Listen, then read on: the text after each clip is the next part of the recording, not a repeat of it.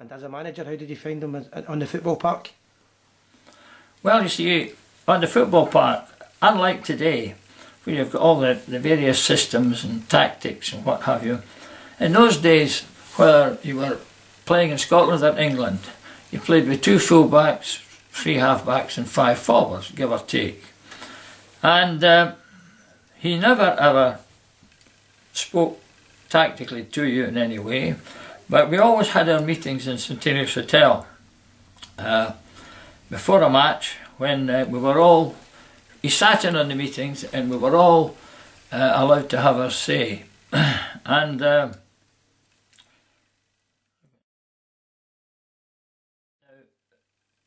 defence, Brown, Young and Shaw, McCall, Woodburn and Cox.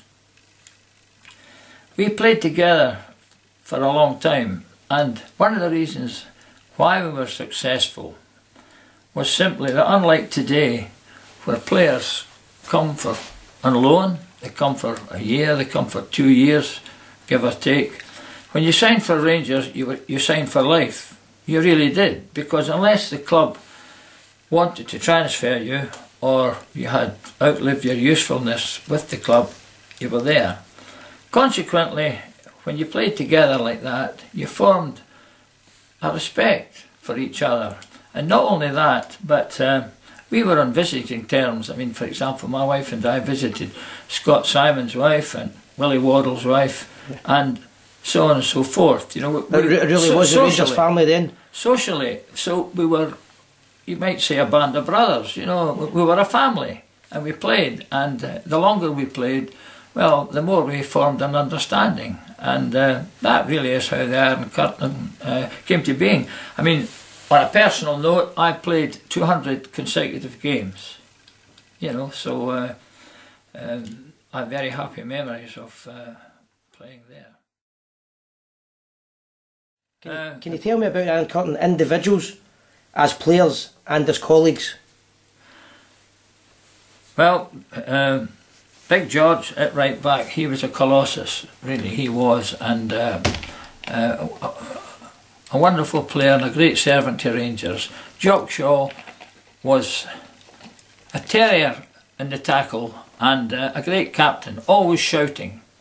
His voice was never silent, always shouting, and he always, before we went onto the field, Jock Shaw always had something that of note that you would retain before you went out, appreciating the tradition of Rangers Football Club that you are representing. Yeah. Ian McCall is a beautiful passer of a ball, and he played alongside Willie Woodburn. I mean, I've mentioned there that we played 2 full-backs, 3 half-backs, 5 forwards, but basically when I think about it, we probably played a 4-2-4, because McCall would play alongside Woodburn, and Sammy Cox, who was an absolute terrier, you know, he was like a beanpole, but a terrier in the tackle, good passer of a ball, covered the ground, and was a tremendous left half for us. Willie Woodburn was an absolute rock. I have never, in all honesty, come across a better centre half, even today. Great player for Rangers. Rangers through and through. An absolute rock in the middle of the field. Willie Waddle, well, Diddle Doddle, Willie Waddle, his career has been well documented. 2 great feet, and Tory Gillick inside forward.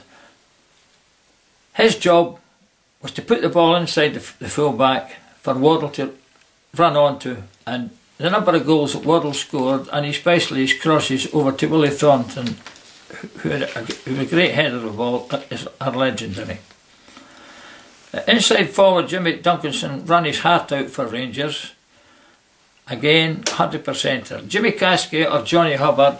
Johnny Hubbard came into the team, and Johnny Hubbard, slight of frame, but clever on the ball, beautiful cross of the ball, and there's no better penalty kicker in the game than Johnny Hubbard.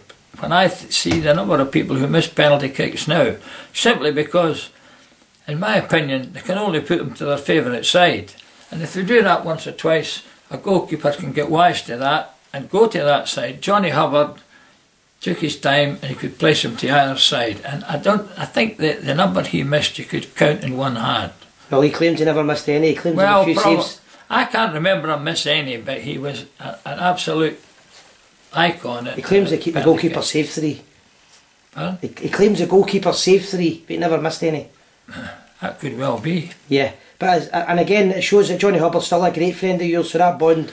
Yeah, Johnny Hubbard and I, we meet at occasionally when I'm at the matches. I think Johnny goes every week. I, at my time of life, feel I've got to be active, and I go every second week. I'm a keen member of a church rambling club, and we're on the Scottish countryside. We're on the hills, but I'm never there without my radio and I hear how the team's getting on. Never, but when I do go to Ibrox, I'm treated extremely well. I'm privileged to go there, and there's nothing gives me greater pleasure than to go there and in the wonderful surroundings, because I feel sad that at the moment we're going through a transitional period, because the stadium and the training ground is only fit for the best. So that was an absolutely fantastic Rangers team that you played in, but there was some fantastic oppositions that you regularly played against. Two notable oppositions that I would like to speak about and have your thoughts on: the famous Hibs team of that era, and then the famous Arsenal team who you played annually. Yes, well, in my day, unlike today where the league is only won by either Rangers or Celtic, you had a number of teams, all full-time. Hearts, Hibs, Aberdeen, Dundee, East Fife. Now there's a team, East Fife. They, at that time, unlike today, the pits were all working, and miners, when we went to Methil, would go down the pit at 5 o'clock, so they were up for the game at maybe 12 o'clock, kick off 2 o'clock. We had no floodlights in these games, and they played in the old Bayview, where kicking down the hill, gosh, when you had they were all 6-footers, a bar one in the East Fife team. I mean, you had fellows like Davy Duncan, Jimmy Bonthrown, Henry Morris, Legs Fleming, all coming at you for an in-swinging corner. It was a sight to behold. Anyway, you had those teams, they were all full-time. And you mentioned Hearts and Hibs. Now, we had some wonderful tussles with the Hibs. 65,000 people crowding into Easter Road. Rangers defence against the Hibs forward line. Smith, Bobby Johnson, Laurie Riley, Eddie Turnbull, late Eddie Turnbull, who sadly is not with us, and Willie Ormond. Great matches, and many people at that time thought that the Scotland team should consist of the Rangers defence and the Hibs forward line. It never happened. Likewise, when you went to Tynecastle to play Hearts, they had a good side too, big crowds, and they had an extremely good inside forward trio of Conn, Bold and Wartall. Conn's son, I think, played for Rangers. In fact, I believe he played for Rangers and Celtic. But Conn, Bold and Wartall were a great trio, and the games were all keenly contested, and I remember one in particular. I don't like to recall it, but we lost 5-0, and I always remember it had been a very dry spell, and the pitches were all brick hard. It was the opening day of the season, and I remember that just before kick-off there was a deluge of rain which just lay on top of the ground. So when we went out, because before we knew who we were, the ball was hitting the surface and skidding. We were 3 goals down. Anyway, cut long story short, we had a bad day at the office, as they say, and we lost 5-0. And I always remember that coming back to Glasgow, people were rushing to buy a newspaper. In those days you had the Evening Times, the Evening News and the Citizen, because the news vendors were shouting, "Catastrophe in Edinburgh, catastrophe in Edinburgh." So they got it. Rangers had been gubbed 5-0. Sad day, I look back on it, but I think the ground had a lot to answer for on that day. How did the manager react to that?